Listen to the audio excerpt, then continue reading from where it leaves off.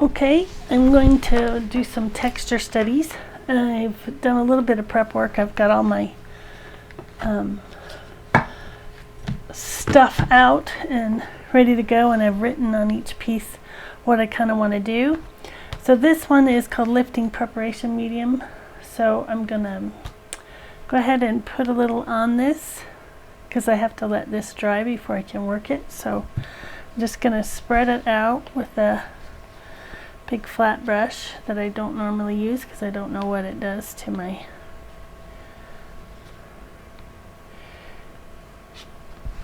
brushes. So I put that there, and I'm going to set that one aside and let it dry. I want to get all the dry spots covered, so we're going to see how easily we can then lift afterwards onto that piece of paper. So I'll put that aside, and I'll put my big flat brush aside. All right, I have my palette over here. As you can see, I need to spray my paints to kind of get them ready. So I'm setting this one aside for now. I'll put that up there. So I don't know if we'll be able to get to all of the possibilities of the kitchen sink textures and still be able to paint a painting today, but we're going to give it our best shot. So for this one, I say sea salt and bath salt on one side and wild rice on the other side. So I have my wild rice here, and I have my sea salt and my bath salt there. So I'll start with that one. First I'm going to put my cap back on to my preparation or lifting preparation medium. And then I'm going to wipe up that off of my board, any spare bits. I'm working on the backs of previously painted paintings, so hopefully I won't get too much bleed from the back, but I do want to make sure my board has most of the excess paint off from the last painting effort. This is Gator board that I'm working on here. Alright, so let's just find a color. Got everything cleared off of my right so I don't trip over it when I'm painting. So let's just get two colors that are contrasting. So maybe I'll use a purple and a light red, or maybe even that green over there. Just two colors that are kind of contrasting. And I want to have one of them fairly dark and one of them fairly light, so that I can see the different effects on dark paint versus light paint. So I'm just going to use this pad brush, and I'm going to gently put some color onto my paper here. And I want to get a combination of strong and hard, or light pigment. Probably should get all of these out of the way so I don't pollute my spearmints over there. I'll just put them out of the way so I don't splash so much. And now I'll get some yellow, and I'm not really concerned about how I apply the paint so much, and this is a flat brush which I haven't used, so in the next one I'll move back to my round brush, which I'm more comfortable with. So I want to have a combination of strong and light pigment on this, and two colors. So I've got sea salt, wild rice. Let's get some purple down in there. So I'm just going to pour it out of here, and then I'm going to put it onto my paper. I want to put a little bit of wet down there so that sticks down and doesn't come up on me. Probably should tape these.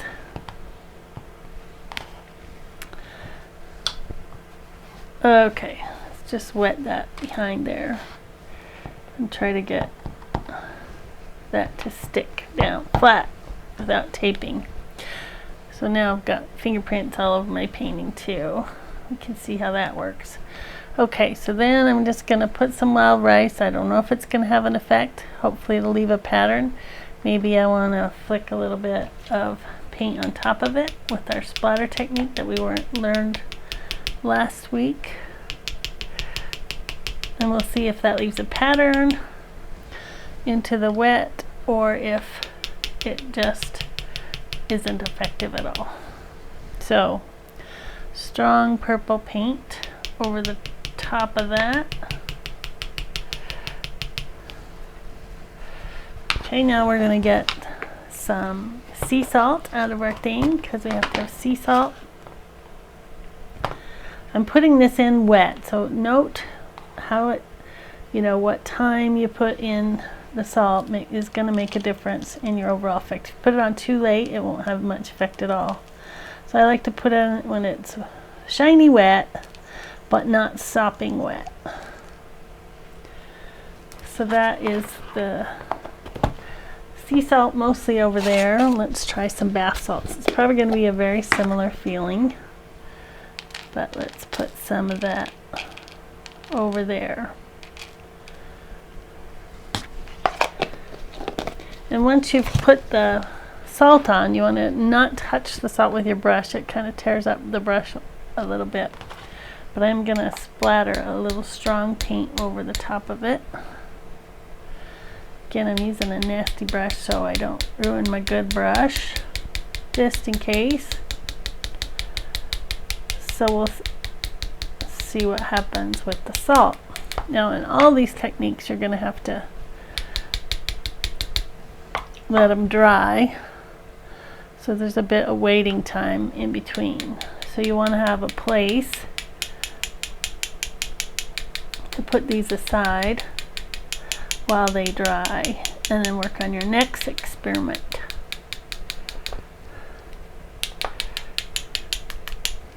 So that's my first one. I'm going to put that aside, clear a place off, and ultimately these will all be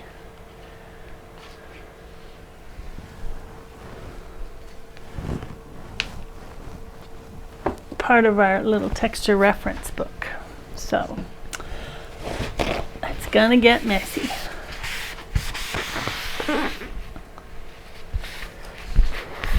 So for the next one, I'm going to tape down the corners and put most of that back. I'm never going to use this again. This is strictly a art application bottle of wild rice. Okay, so for the next one, I am going to tape at least the corners down so it doesn't buckle up on me.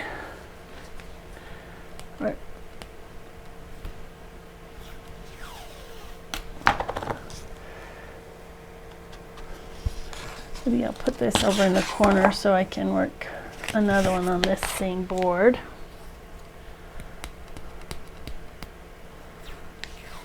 So this one says white chalk and conte crayon. Got a bow in the middle there. Make sure that's flat. Okay, gonna put the chalk down first. So where did I do with my chalk? So I have some conte crayon here in black and white. I also have crayon. Maybe I'll put conte crayon and regular crayon. We're going to see what happens with that. So I do have chalk somewhere. I just saw it.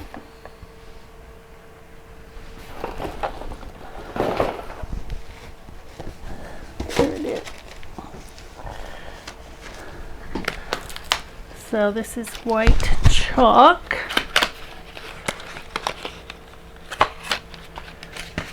So I'm going to do it two ways. I'm going to put a word that can be recognized, like hi. I'm going to put it down before I paint and after I paint. And the same thing with the conte crayon and the regular crayon. So I'm going to pull a crayon. I'm going to use the same word. Let's do a purple color.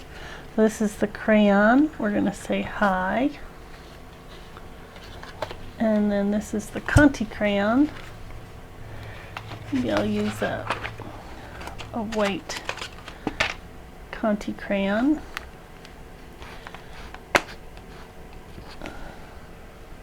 I think they're a little bit like chalk, but we'll see. And then I also have these Conte crayons. I want to make sure I've actually got a Conte crayon and not, they're kind of like a pastel stick. So I know this one is because it has the label still on it. Okay, so now I've got those put down. I'm going to keep it handy. Don't know what's going on with this box. Because I want to paint over the top of the paint as well. So we use the same colors on all my tests. So I'm going to go ahead and use my flat brush again just because I have it handy. And I'm going to very gently put the color over the top over here. I do need to have some color showing, so see if it makes any effect.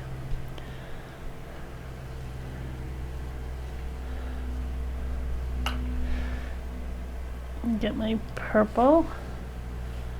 This might not show up too much with a purple crayon, so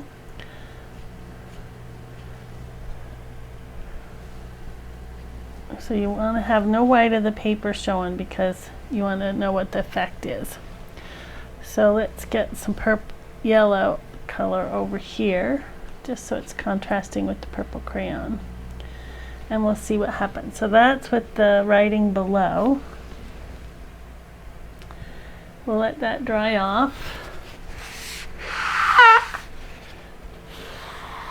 Let's try writing with chalk while it's still wet. See what happens.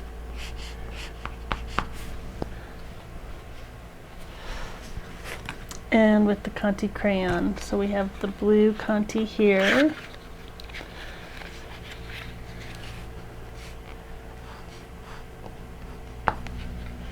See what happens when it's wet. And the same with the crayon, if we write when it's wet. How is it going to be different? Okay, so we'll let that one dry and we'll work on the next one. Let's see. This one we have granulation medium and texture medium. So we're going to put the paint down first. Just keeping a light touch. Looks like I've got something spilled on there. I'm not sure what it was. Oh, I forgot to tape this down, so it's going to scoot all over the place.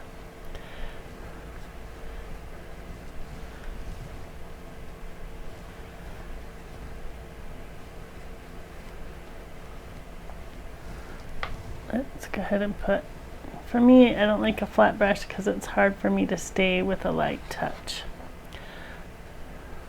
Okay.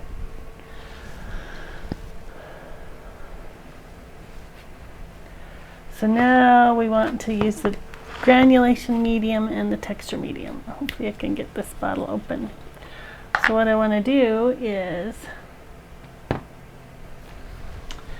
get a different brush, a littler brush. I'm going to pour some of this out into a cup.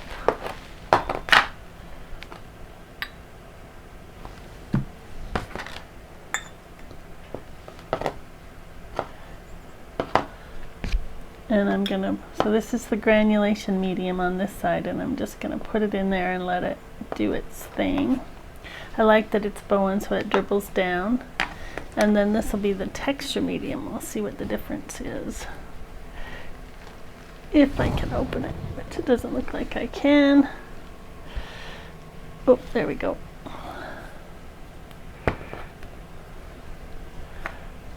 I'm gonna put a little granulation in there. I really want to see the difference.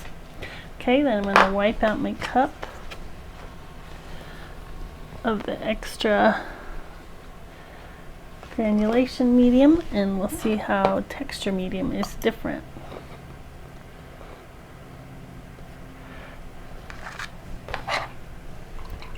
clean brush. And I'm going to put it into the wet. Let's see what happens. How is it different?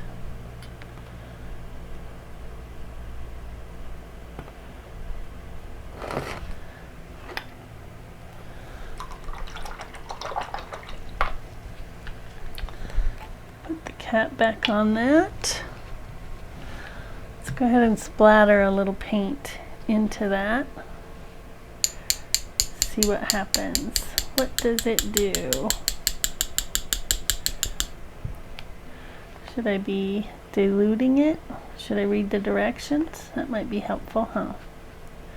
Let's see. Texture finish for watercolors can be applied directly onto the paper or mixed with watercolor first. Shake before use. Okay. So I could have done it beforehand and I didn't shake it, but let's go ahead and see what happens here. Get some more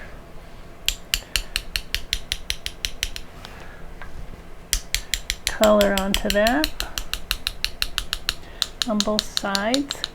See how much more it granulates. Now the raw sienna light doesn't granulate very much, so if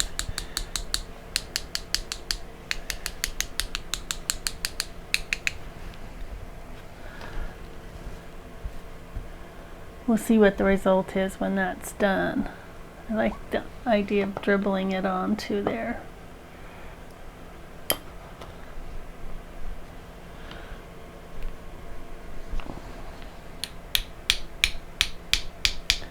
And letting it run down. I like the rivulets.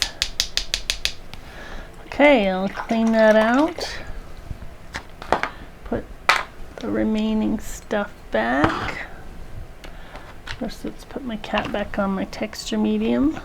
Or the granulation medium should just make it granulate more. The texture medium is really cool, actually. I'm liking it.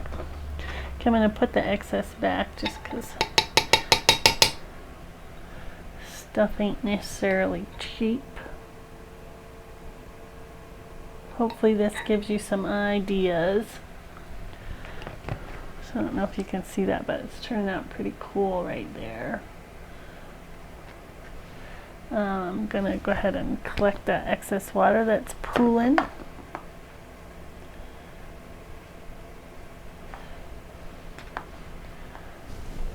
And then I'm going to put that aside.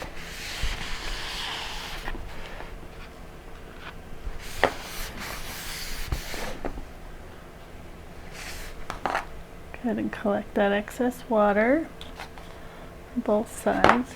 Okay, I'll set that aside to see what we think. I just want to show you what's happening with my salt exercise here. It's turning out pretty cool. Going through some changes. Let's see what happens. Putting that aside. It's still very wet, so you don't want to remove the salt until it's dry. Okay, what do we got next? Let's see. We have spices.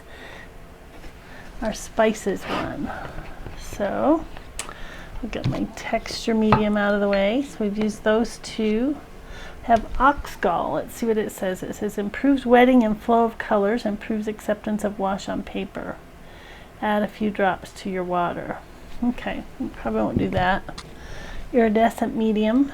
So this gives it a shiny finish. So mix with watercolors or apply over a dry wash to give iridescence and glitters. Particularly effective when mixed with transparent colors. Shake before use.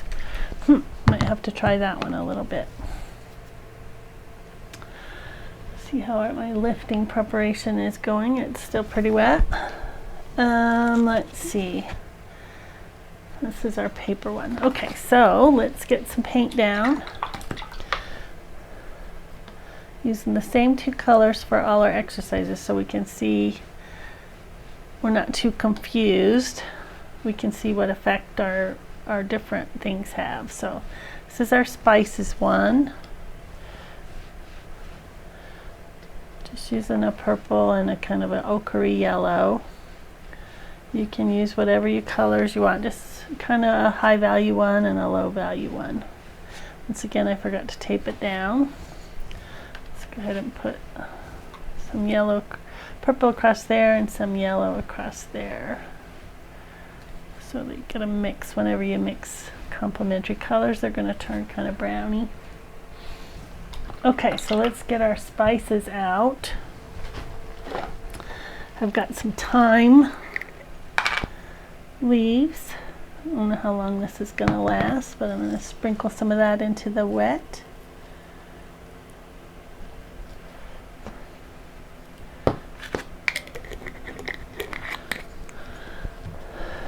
And then I have some dill weed. So it smells so good.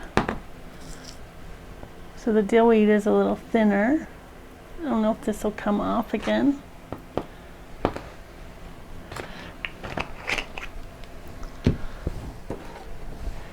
And we have some bay leaves. I'll hold that onto that for a minute. And then we have some rosemary.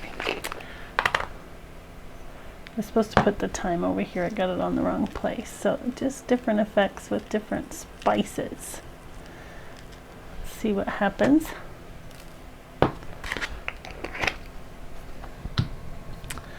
I do want to splatter some paint over the top of it. I have to get that out of my way so it's not in the way of my brush. Don't knock it over. And let's go ahead and splatter on top of that. Flat brush really doesn't splatter as well as a round brush, but we'll see what we can do here. So I'm going in thicker so I don't create a background, but sometimes backgrounds are useful.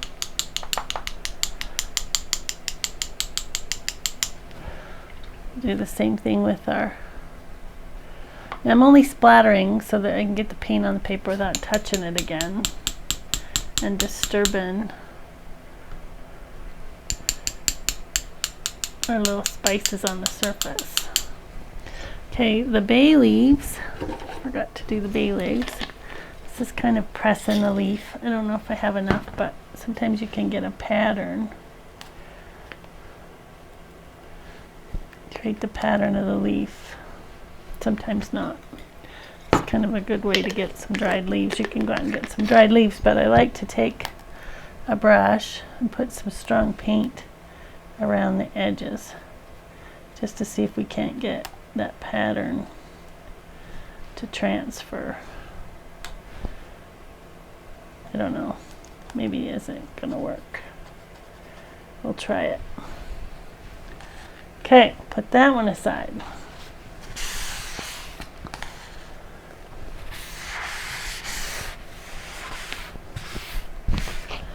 Okay, the last one is kind of some papers. Just cleaning up my extra junk. So we're going to have some cleanup to do after this mess.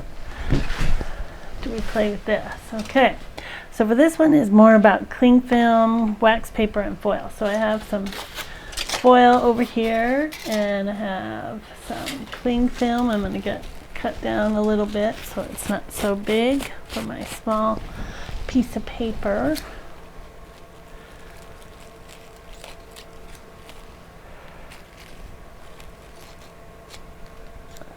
Okay, so there's some cling film, and I've got some foil, and I need a piece of wax paper.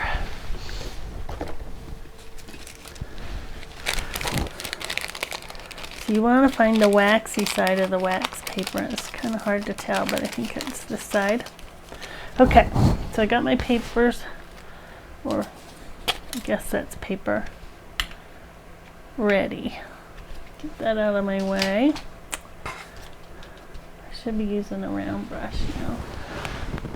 Let's use a round brush just because I'm more comfortable with it.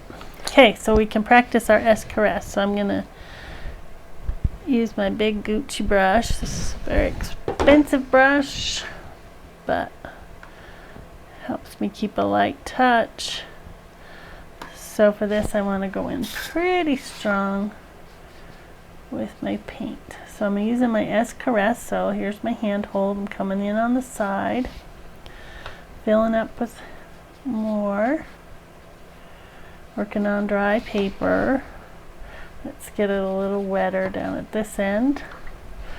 Clean out my brush really well and get some of the yellow. And we'll just caress in that yellow. We can practice our S caress too with a round brush. It's going a little stronger here so that we can see the effects of the clean film and the other pieces. Once again, I forgot to tape it down, so I'm going to get a bowing effect. Okay, so to do the foil, I'll do that across here. You want to create the pattern. I like to pull it first, push it in, and then move it around with your forefinger and your index finger, your middle finger and your index finger, and just squish it around till you see the pattern. That's probably the pattern. So if you want something more horizontal, you can squeeze it that way, or you can do it so that you get more of a bricky effect. Okay, and then for the foil, let's just put it into really wet paint here. Scrunch it up a little bit and then bring it out, and once again we'll just stick it down into there and see what kind of pattern it might leave. I might put around the edges just to keep it into, try to keep it glued down onto the surface, and then we'll take the wax paper. We'll do the same thing. First determine the waxy side, scrunch it up a bit. Hope I got it upside down from my,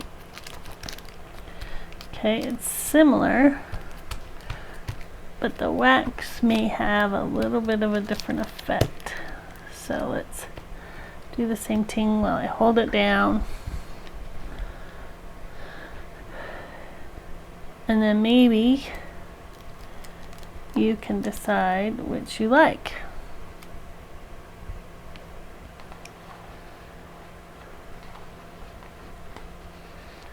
And we'll let those dry.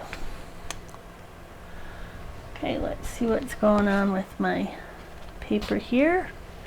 It feels like it's getting kind of dry.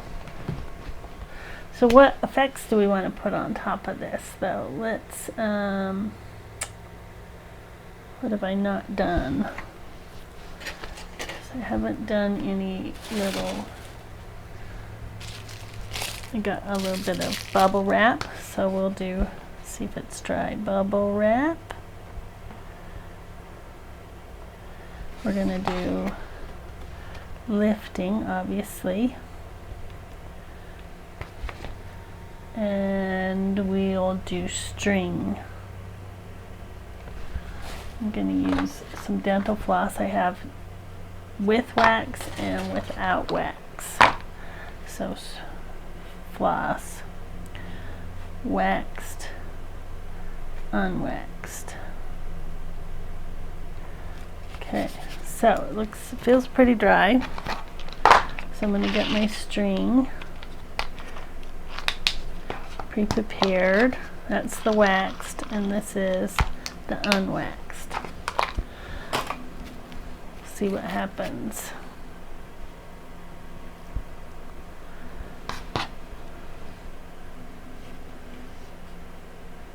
Bubble wrap. Okay, so I need these. So same two colors.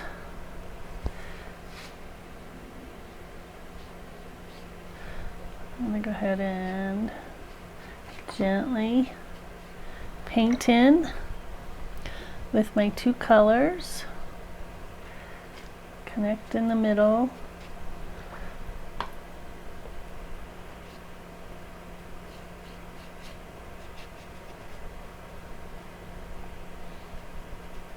So this one was pre-prepared with lifting medium. Hopefully we let it get dry enough. And so now I'm going to take the two strings. This is waxed. And I'm going to put that down in there to see what kind of effect I can create with without trying not to touch it. I'm going to use the back of a palette knife or something to try to get it to stay in the wet surface. See if there's any difference between the waxed and the unwaxed. Oh, this one's the waxed one, that's the unwaxed one. Get down in there. Okay, might have too much.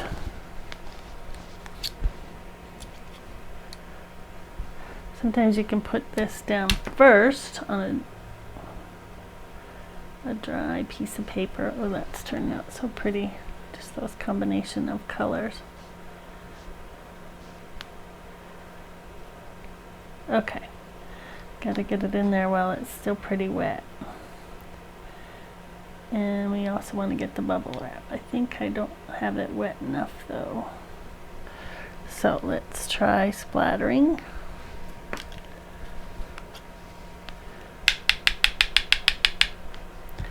And pushing that down into the wet.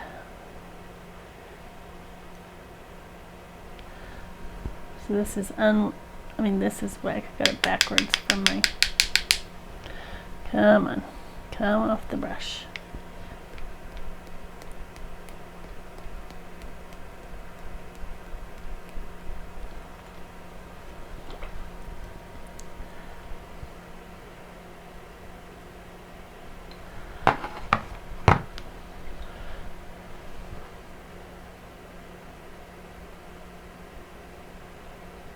Okay, here we go.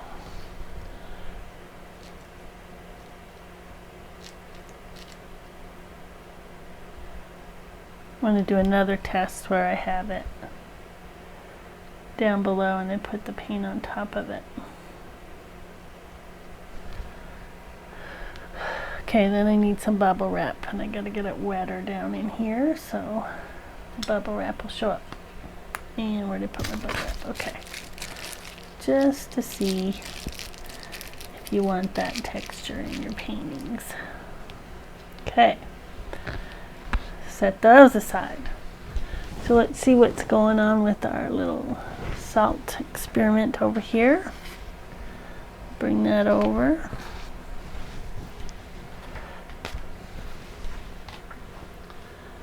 Oh, this one's cool. What's happening with texture and granulation medium? Oh, that's cool stuff. So the granulation is cool.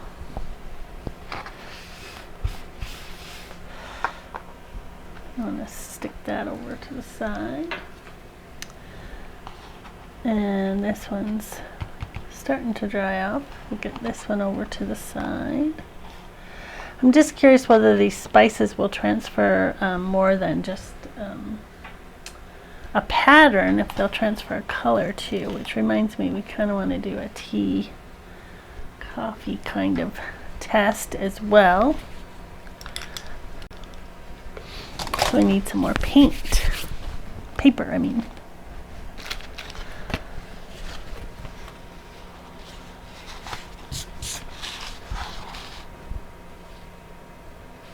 Ooh, that's turning out so pretty.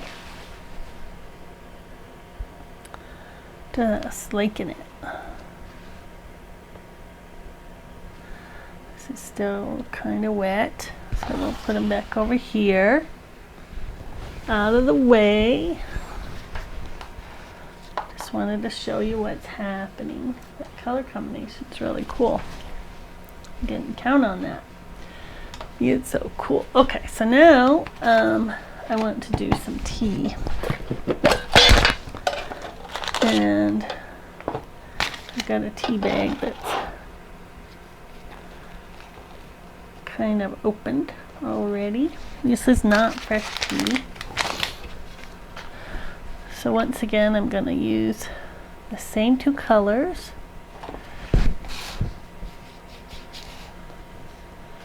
I should write on here what I did. Tea, and I gotta go get some coffee. I don't know. It might just be tea. Okay, so I'm going to put the same two colors on all my tests. Then I know if the texture is what's making the difference or if it's the colors that are making the difference.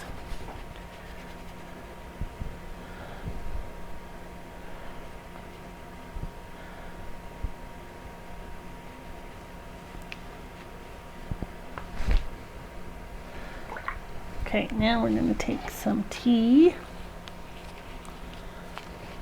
right out of it.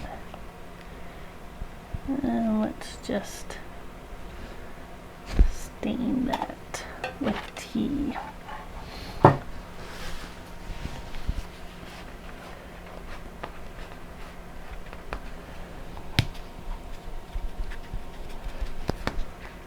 Go get some coffee. No, I don't have any coffee. Let's do Earl Grey tea. No. This is a different kind of tea. I don't know. Need to stop the recording and go get some coffee grounds. Okay, so I need to get this wetter. Got some coffee. Get my head out of the way. Let's go ahead and put some of that in there too, and on this side we'll put coffee into the wet. See what happens. Right, that's all I can do right now. I'll try to think of more options. We'll see what these all look like when we come back.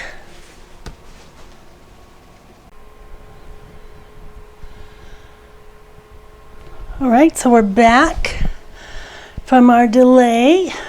And so everything's dry now. So first thing I want to do is take off all the debris. So I have a pail here, trash bin. Just talk about it a little bit. So this is the chalk, conte crayon, and crayon. I'll take that off now, that tape off. And this is the papers, different kind of paper. So this is wax paper. This is foil paper, which I want to show you something with that. And that's the texture that's created with the cling film. And this is our salt and wild rice one. So I'm just going to take this off camera for a minute and scrape off. Well, I'll do that in a minute.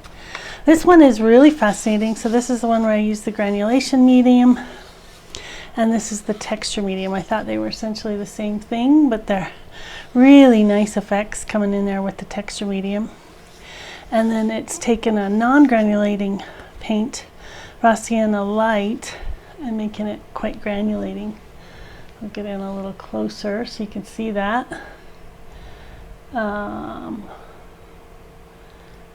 can see how effective that was. I quite like this one. So I'll put that one aside for a minute.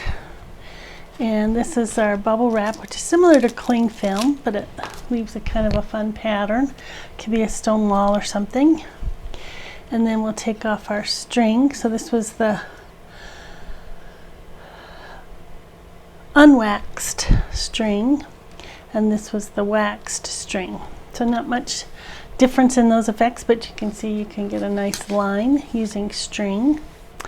All right, so let me put these three up here. So I've been gone for probably a couple hours and it's still kind of wet underneath the film, so I'm gonna leave those kind of protected for a minute, get those out of the way. And then I'll move these up. These have debris on them still. I'll put this one to the side as well. And then I'll just show you I have my trash bin here. So I'm going to, nice view of my trash bin. I'm going to take my palette knife, just any straight edge, a credit card will work, and I'm just going to gently scratch off all the debris.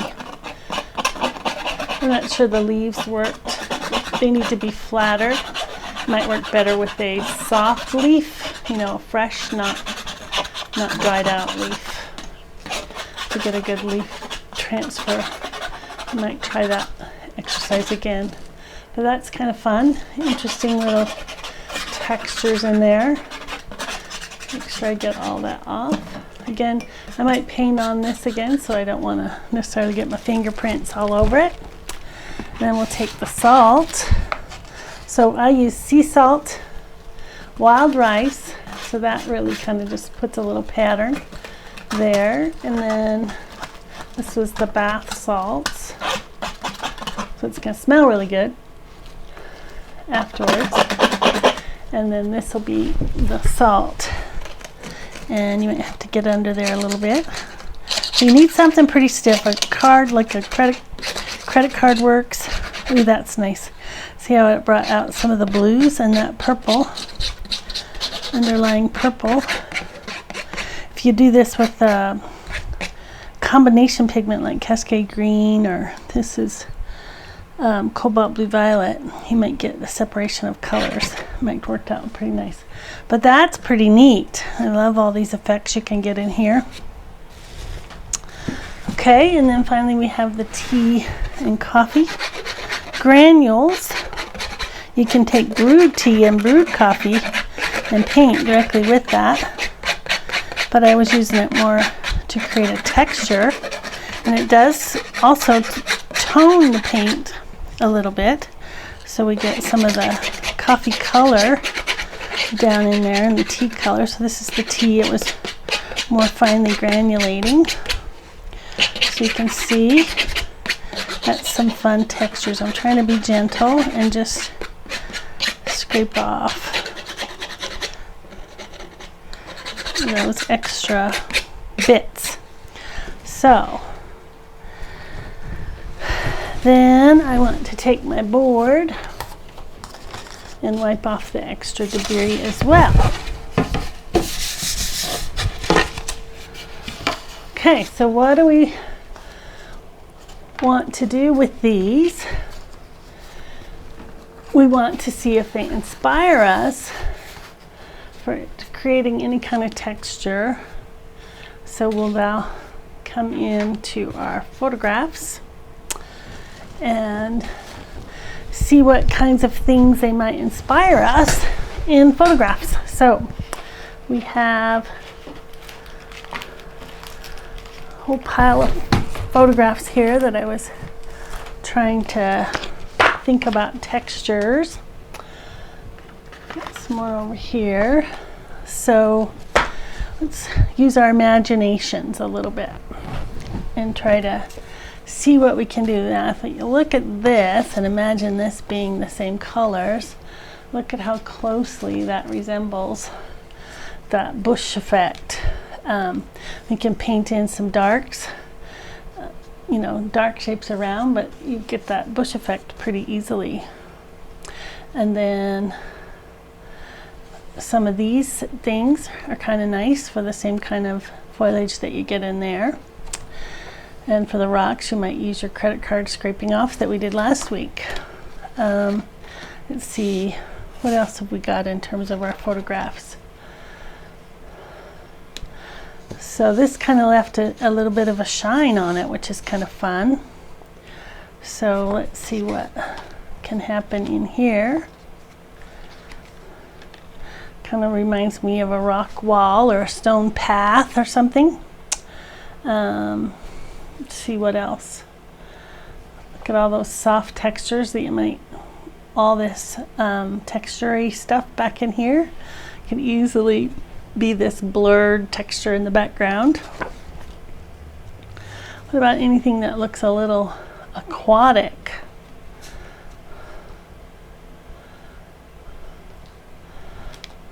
You can stretch out that cling film and get nice fine long lines, and you can get that effect of water, the surface of the water.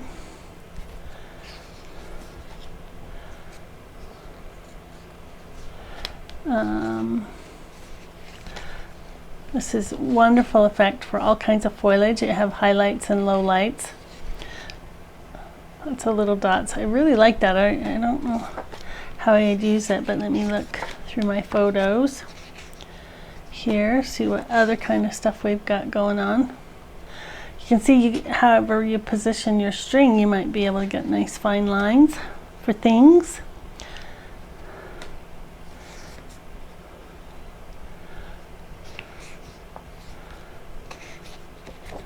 Let's see what we got. I don't have anything with signage necessarily, but this you could do signs on a building or street signs or something. Have subtle, if you want the signage to be subtle, you can use the chalk. A little less subtle, you can use the conte crayon. And if you want it to be really obvious, you can use the crayon because it acts as a resist. Remember, this is chalk in the wet. So if you look at this, we don't want that, whatever that lettering is, to be too obvious. Maybe we want to go in after it's wet with some chalk and spell out the words. So there's a little bit of signage. Again, this one's really lovely for getting some of these effects in there. What about this bench? You can use some strings to sort of build the pattern of that bench, that wire bench back in there. And this is a stone wall.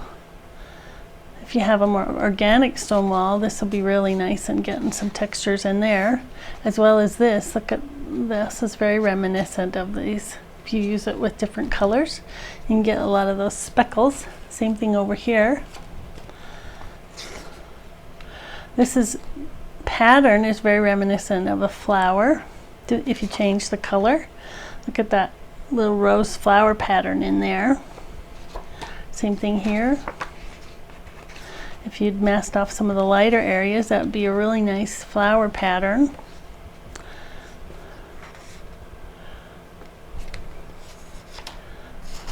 I really like this. I was trying to think, a stucco wall. This is the coffee tea version. So the coffee and tea stain the paint a little bit, as do some of the herbs. So this is just really lovely. Look at all kinds of little dashes and dirty things. Once again, this looks very much the surface of that water. Could be right, if we change the color, be the surface of that water. And all this bush effect, you can get a softer version over here or the more harsh version over here with the salt.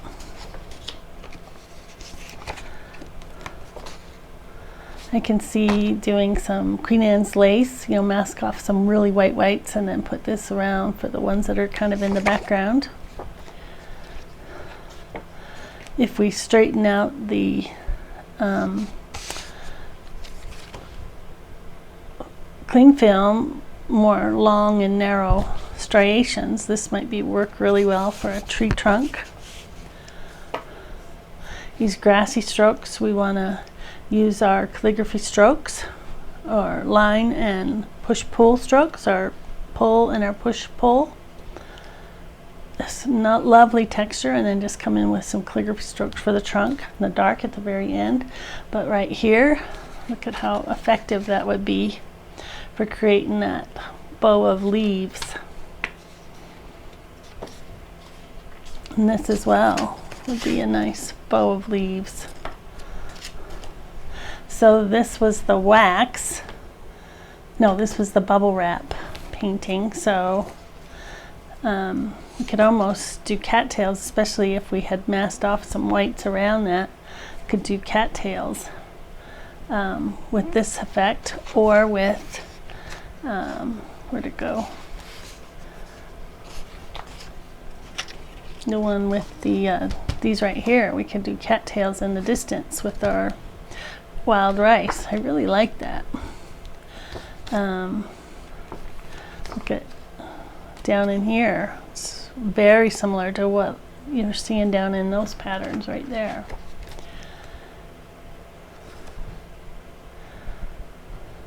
This looks like a dirt path. Look at that beautiful dirt path right there. Just a little bit of dirt path. So that was our T on a yellow ochre raw sienna kind of color. And let it change direction. I think that would be a really effective little dirt path. Texture in your path. And then let's see if we got anything that looks like water.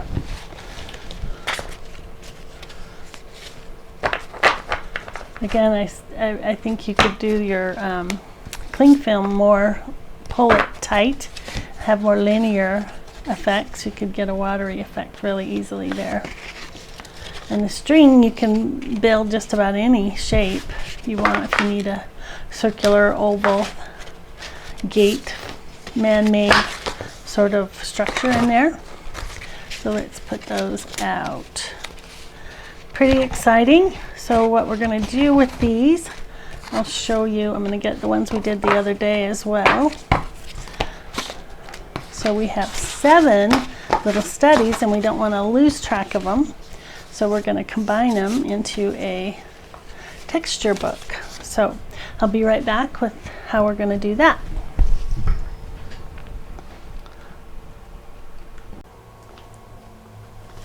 Okay, so now that we have all our little studies, these were from last week, our first week of texture studies. This is the S Caress.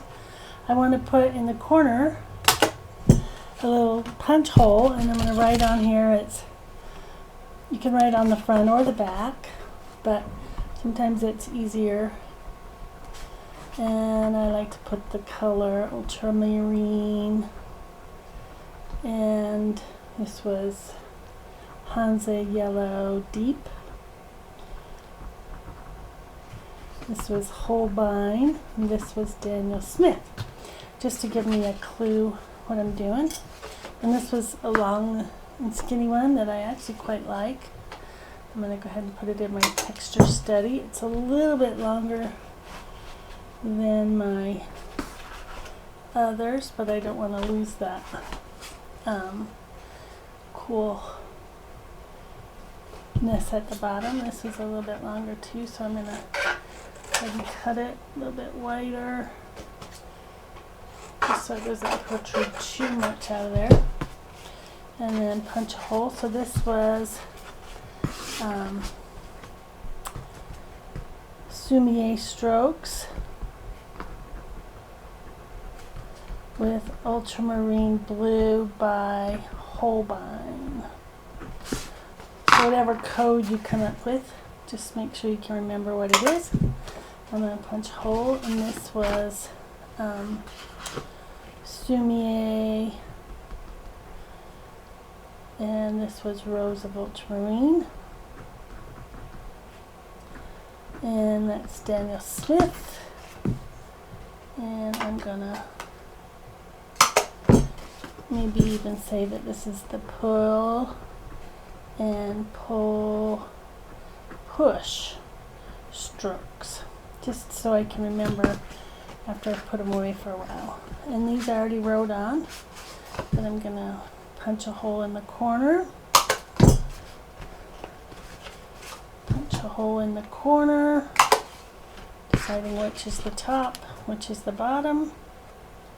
Doesn't really matter with these studies. I think my writing, this is really cool actually. I like that subtle effect. I'll have to remember that for making signs.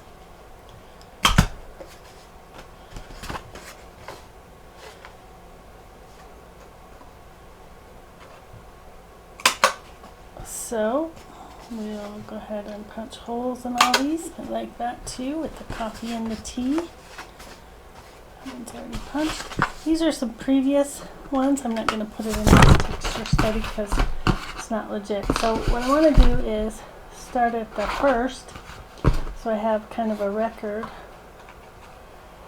And I want to put this clip up so that I can add more as we go. And then we kind of know the sequence without even thinking about it too much. This I wrote on the back. I find over the years it's easier if I have it written on the front. Oops, I put that, I did that on the front and the back. It's kind of cool, but I'll put it in the same corner. And this one, now we're getting into our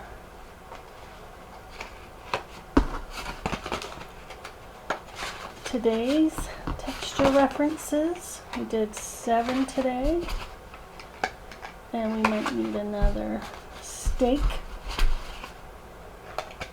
before we're done.